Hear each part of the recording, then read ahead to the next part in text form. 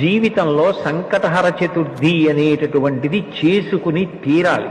సంకటహర చతుర్థి వ్రతం ఒక్కసారైనా చెయ్యాలి. నేనైతే ఏం చెప్తానంటే వ్యక్తిగతంగా సాధ్యమైనంత వరకు సంకటహర చతుర్థి వ్రతాన్ని ప్రతివారు సంవత్సరంలో ఒకసారైనా చేసుకోవడం అలవాటు చేసుకోవాలి. నేను ఎందుకు ఈ మాట అంటున్నానంటే, వేదవ్యాసుడు దేవీ భాగవతం చేస్తూ ఒక మాట అంటాడు, కాలో హి బలవాన్ కర్త సతతం సుఖదుఃఖయోహో నరాణం పరతంత్రాణం పుణ్య పాపానుయోగతః.